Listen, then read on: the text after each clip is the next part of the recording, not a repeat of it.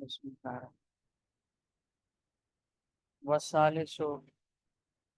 ما أضمر عامل على شريطة التفسير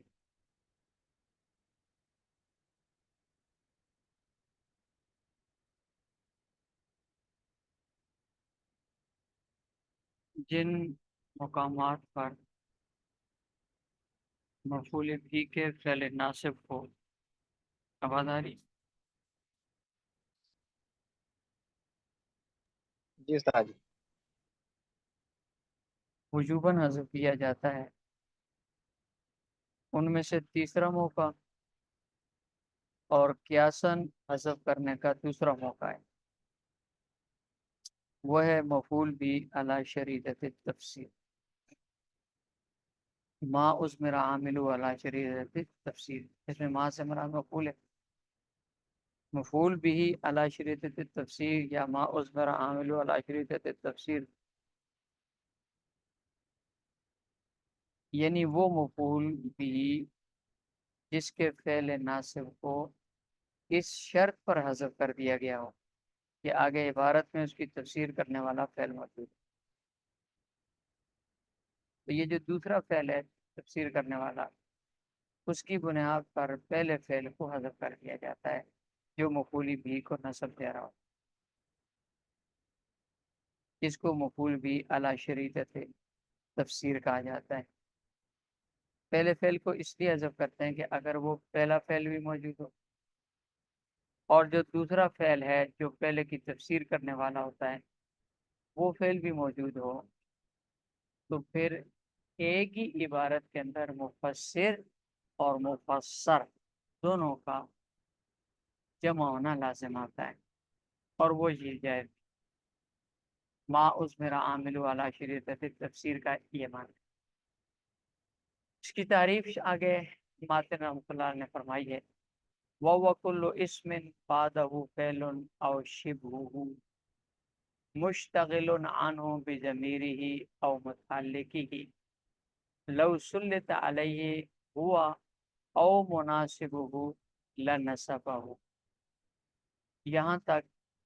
وہ کل اسم سے لے کر یہاں تک لنصبہ تک یہ ساری ما عزمرہ عامل علی شریطۃ التفسیر یا مفعول بھی علی شریطۃ التفسیر کی تعریف ہے۔ کل اسم بعدہ فعل او شبہ، کہ مفعول بھی اعلی شریطۃ تفسیر وہ اسم ہے، ہر وہ اسم کہ جس کے بعد فعل ہو یا شبہ فعل، فعل او شبہ، مشتغل عنہ بضمیرہ او متعلقہ، کہ وہ فعل اور شبہ فعل اس اسم کی طرف لوٹنے والی ضمیر میں عمل کرنے کی وجہ سے یا اس اسم کے متعلق میں عمل کرنے کی مشغولیت کی وجہ سے مشتغل عنہ اس پہلے والے اسم میں عمل نہ کر رہا ہو، مورز عن ذلک، اس میں اس اسم سے اعراض کر رہا ہو، اس میں عمل نہ کر رہا ہو، لیکن کس طرح کہ لو سلط علیہ ہوا او مناسب لنصبہ، کہ اگر اس فعل یا شبہ فعل کو یا اس کے مناسب معنی دینے والے فعل کو یا اس کے لازمی معنی دینے والے فعل کو اس اسم پر مسلط کریں تو وہ ہر صورت میں اس کو نصب دے گا، لنصبہ، ضرور اس کو نصب دے گا۔ اب اس تعریف میں کل اسم بعدہ فعل او شبہ، شبہ فعل جو ہے کا جو لفظ ہے اس سے مراد یہ صرف دو چیزیں، اس میں فاعل اور اس میں مفعول، باقی چیزیں مراد نہیں۔ اور بعدہ میں بعد سے مراد اسم کے متصل آنا نہیں ہے، بلکہ بعد سے مراد یہ ہے کہ اسم کے بعد آنے والے جملے کے اندر جملے کا وہ جز ہو، خواہ وہ اس اسم کے متصل ہو یا آگے کسی جگہ پر۔ یہ مفعول بھی اعلی شریطۃ تفسیر کی تعریف ہے کہ وہ اسم، ہر وہ اسم جس کے بعد فعل یا شبہ فعل ہو اور وہ فعل یا شبہ فعل اس اسم کی طرف راجع ہونے والی ضمیر یا اس اسم کے متعلقات میں سے کسی متعلق میں عمل کرنے کی وجہ سے اس پہلے والے اسم میں عمل نہ کر سکتا ہو۔ لیکن ہو اس طرح کہ اگر اس ضمیر کو یا اس متعلق کو ہٹا کر اس فعل کو سابقہ اسم کی طرف منسوب کیا جائے، موڑا جائے، متوجہ کیا جائے، اس پر مسلط کیا جائے، تو وہ اس کو ضرور نصب دے گا۔ اس کی آگے پھر مصنف رحمۃ اللہ علیہ نے 4 مثالیں بیان فرمائی۔ مثل زیدن ضربتہ، یہ پہلی مثال ہے، اور یہ مثال یہ ہے کہ اسم کے بعد فعل ہے، زیدن اسم ہے، اس کے بعد ضربتہ فعل ہے، جو اس اسم کی طرف راجع ہونے والی اس ہو ضمیر میں عمل کر رہا ہے۔ اس میں عمل کرنے کی وجہ سے زیدن میں عمل نہیں کر رہا، لیکن اگر اس ہو ضمیر کو یہاں سے ہٹا دیا جائے اور زیدن کو یہاں ہو ضمیر کی جگہ لگا دیں، ضربتہ زیدن، تو زیدن کو یہ نصب دے گا، یا اس کو اپنی جگہ رکھتے ہوئے مفعول کو مقدم کریں تو ضربتہ فعل اس مقدم مفعول کو نصب دے گا، زیدن ضربتہ، ضربتہ زیدن یا زیدن ضربتہ ہوگا۔ لہذا زیدن مفعول بھی اعلیٰ شریعت تفسیر ہے، چونکہ یہ ضربتہ فعل اس سے پہلے والے جو فعل ہے اس فعل کو نصب، یہ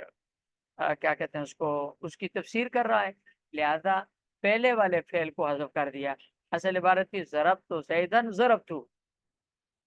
تو دوسرے ضربتہ فعل کی وجہ سے، اس مفسر فعل کی وجہ سے پہلے والے مفسر فعل کو حذف کر دیا۔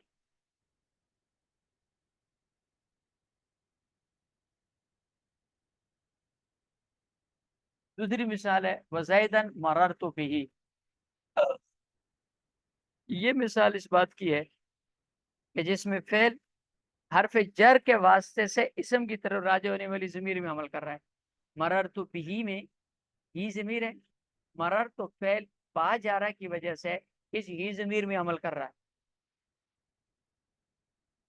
لیکن اگر اس اسم کے ہمانہ مررتو کے ہمانہ دوسرے لفظ مثلا جاوزتو کا لفظ ہے، اس کو اگر زیدن پر مسلط کر دیں، زیدن سے پہلے لائیں، اور تو وہ زیدن اس کو نصب دے گا، یہ وہ فعل اس زیدن کو نصب دے گا مفعول بھی ہونے کی وجہ سے۔ مثلا کہیں جاوزتو زیدن مررتو بھی، تو جاوزتو فعل یہ زیدن کو نصب دے رہا ہے، یہ دیکھیں یہ نیچے جاوزتو، تو اگر یہ جاوزتو کو زیدن کے ساتھ ذکر کریں، زیدن کو یہ نصب دے گا۔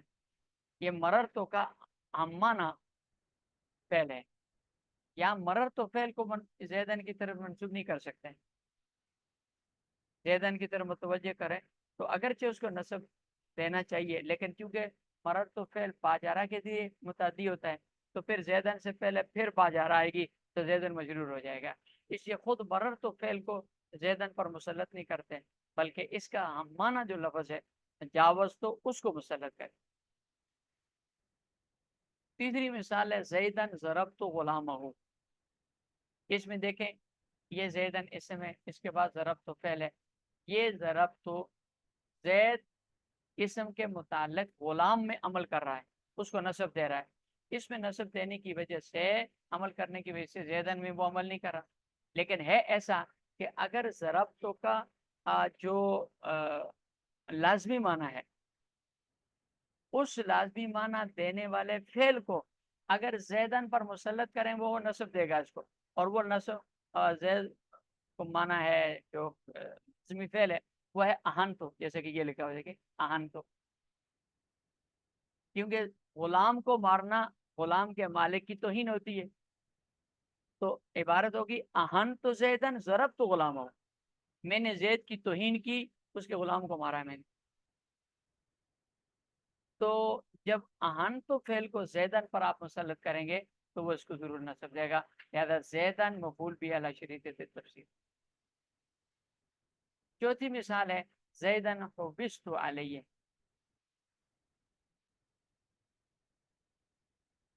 یہاں زیدن اسم ہے،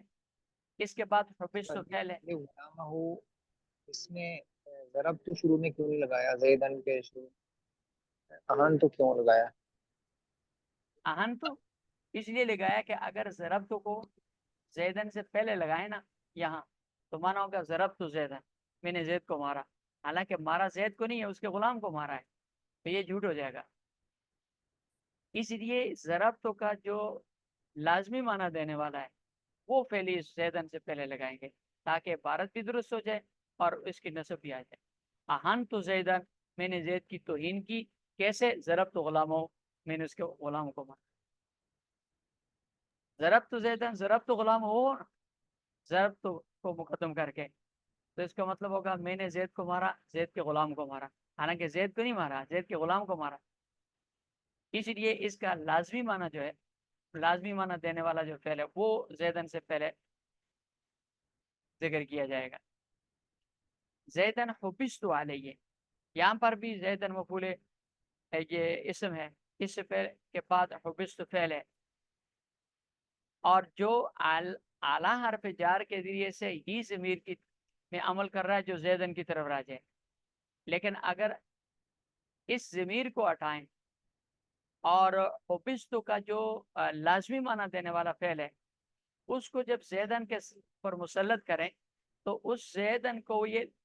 وہ فعل نصب دے گا، اور وہ یہ لفظ ہے لابستو ہے۔ لابستو زیدن، میں زید کے ساتھ مسلسل رہا، بستو علیہ، میں نے زید پر تنگی کر دی،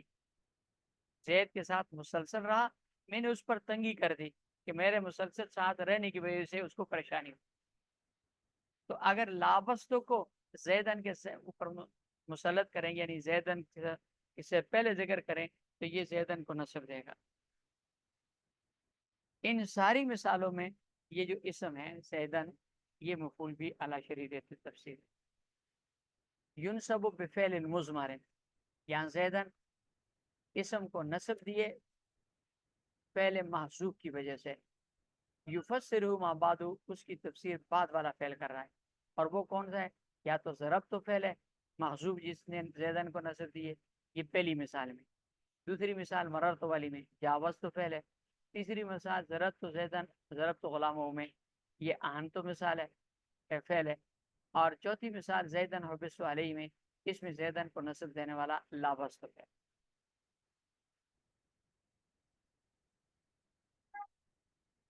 الثالث، تیسرا مقام، ما اس میرا عامل ہو، وہ اسم جس کے عامل کو مضمر کر دیا گیا ہو، محذوف کر دیا گیا ہو، اعلیٰ شریعت تفسیر، تفسیر کی شرط پر، وہ کل اسم، یہ ہر وہ اسم ہوتا ہے بعد و فعل اور شبہ، اس کے بعد فعل ہو یا شبہ فعل ہو، مشتغل عنہ، اس سے اعراض کر رہا ہو، بضمیر ہی، اس کی طرف راجع ہونے والی ضمیر میں عمل کرنے کی وجہ سے، او متعلق ہی، یا اس فعل کے اسم کے متعلق میں عمل کرنے کی وجہ سے، لوصول علیہ، لیکن اگر اس کو مسلط کیا جائے اس اسم پہ، ہوا اس فعل کو مسلط کیا جائے، او مناسب ہو، یا اس کے مناسب معنی دینے والے دوسرے فعل کو مسلط کیا جائے، لنصبہ، وہ پھر اس کو نصب دے گا۔ جیسے زیدن ضربت ہو، زید میں نے اس کو مارا، یہاں ضربت زیدن، ضربت ہوئے۔ زیدن مررت بھی، یہاں جاوز تو زیدن مررت بھی ہے۔ زیدن ضربت غلامہ، یہاں اہن تو زیدن ضربت غلامہ ہوئے، اور زیدن حبست علیہ، یہاں اصل میں لابست زیدن حبست علیہ۔ تو ان ینصب بفعل مضمر یفسر ما بعدہ، اس مفسر، اس مضمر فعل، محذوف فعل کی وجہ سے نصب دیجئے کہ یہ اس کو زیدن اسم کو یفسر ما بعد، اس فعل کی تفسیر بعد والا فعل کر رہا ہے، اور وہ محذوف فعل یہ ہے، ضرب تو ہے، جاوز تو ہے، آن تو، لابس۔